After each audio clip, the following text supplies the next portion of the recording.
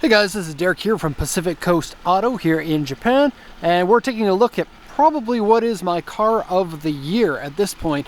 This is one of the most special vehicles that we have seen on the channel here, and I had to beg the person who bought this car to let me put it onto YouTube, because typically this guy doesn't let us put his videos onto the YouTube. And so this one's going to be posted up a little bit later. He says he wants to sell the car before it goes up, but I'm going to show you what we have here now, and then hopefully we can have the video go up sometime soon. With a car this special, I hope that it sells really quickly. And so basically, what is this? Most people don't know what these cars are, but they are a lot cooler than you think that they are, and let me explain. This is a 1984 Honda City R. And so the Honda City comes in a couple of different flavors. The Honda City Turbo 2 is the very, very special version of this car. And this one here is one step down, but the condition of this one justifies it being super cool. Interesting note, the Turbo 2 was the very first ever Mugen car, because it was made by the son of Soichiro Honda, who then founded Mugen after he made the Turbo 2. Okay, anyway, what do we have? It's a 1.2 liter inline 4-cylinder CVCC engine. That's a single carb, super fuel efficient engine. And CVCC, basically what it means is it puts the fuel into the chamber in a swirling motion, and so that gives you better combustion, apparently. It actually did work, but it is a pretty complex system. 1.2 liter engine, 64 horsepower I believe this one has, and then front wheel drive. 1984 puts it at about the same generation as the second gen Civic, but I think it is a better car than the second gen Civic, and it even beats out the first gen Civic in my opinion. Okay, so the valve cover says Combax on it, and I don't know what that means, but it sounds pretty cool. Interesting little fitment here. We have intake and exhaust both on the same side, so it's not a cross-flow engine. And then we have the power steering pump backwards from the way that they typically are in the engine. Usually they're like over here or over here on the engine. It's backwards in order to fit in this very narrow engine bay that we have here. Okay, I saw that this one has the master cylinder has been replaced recently, and then there's no rust inside the engine bay anywhere. So this one has 31,000 kilometers on it. It was bought from a dealer, and hence why we don't have an auction sheet for it, but the car is a 5-digit odometer car, and 5-digit odometer cars never have a guaranteed mileage on them. Looking at the condition of this one though, I think it has the authentic 31,000 kilometers, making this one 32 years old and less than 1,000 kilometers per year, if that is the case. Okay, gonna lower the hood here. Engine seems to run very nice for a carbureted engine.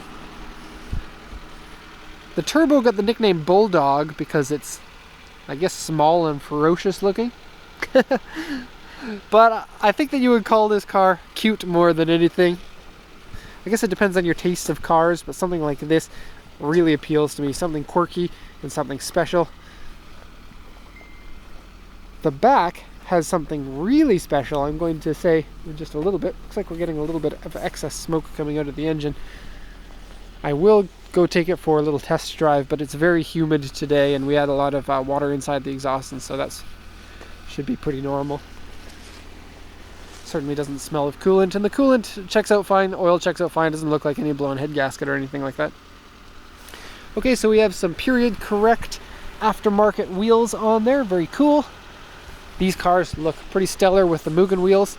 This one came with the original wheels, and the original wheels seem to be in very good condition too. So these are 13s. I think the originals are 12s.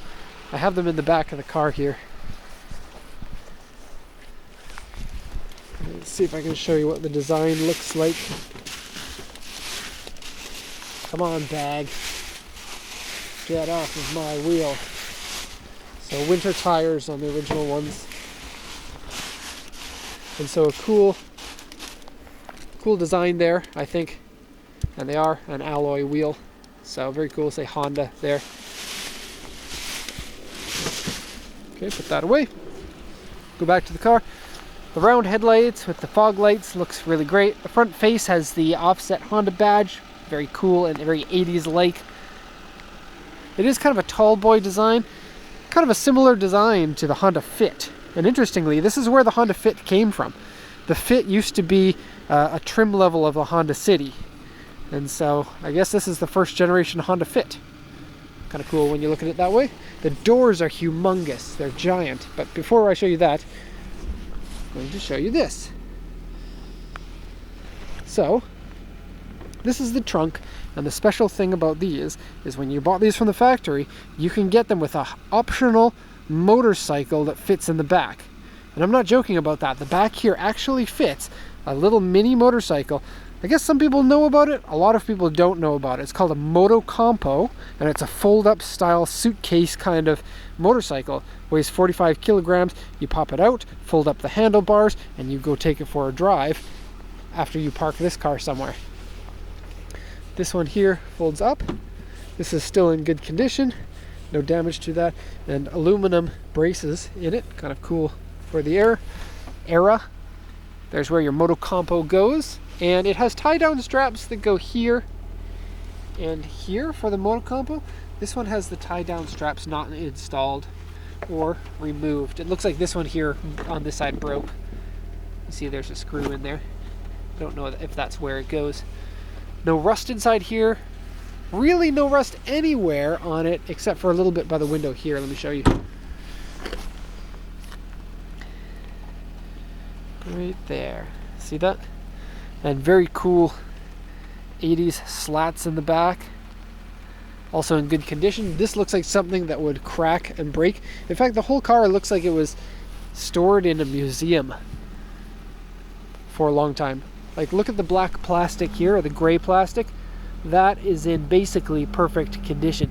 And plastic, unpainted plastic like that tends to fade pretty badly or get these weird swirly marks on them. But this one, no, they look like brand new pieces. Rain gutters have a little bit of cracking of the sealant in there, but no rust. And old school rain gutters are very cool. Something you don't see on cars anymore. It has a sunroof. It is only pop, but it's a glass style sunroof. We have a little bit of paint fade here. See on this corner. And on the hood. In two places right here. And this corner here is a little bit faded.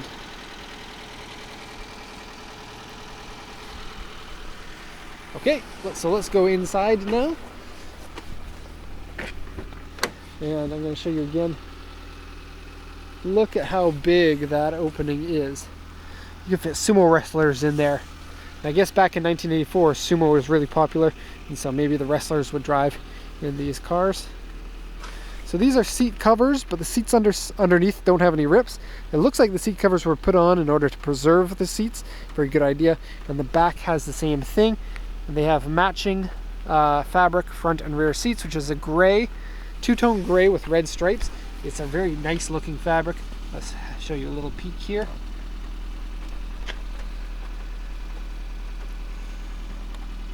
Driver's seat's a tiny bit saggy, but for such an old seat, it's amazing that it's not ripped.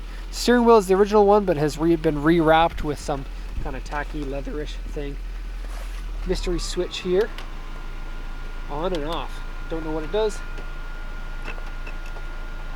That's cool. Something used to be stuck on here, and there is a place where a monitor used to be up there. Okay. Dashboard has a lot of personality, I would say. And the AC seems to work, so that's really good. 5-speed manual, exactly the amount of gears that you want. Aftermarket CD player. Push place. And special spots to put your cassette tapes, whatever those are. Gauges are simple and attractive. Never been smoked in. Here's the choke. So you want it to rev higher, you pull this out on a cold start morning. Defrost. Rear wiper. AC is adjustable for the strength of the AC. So that's cool.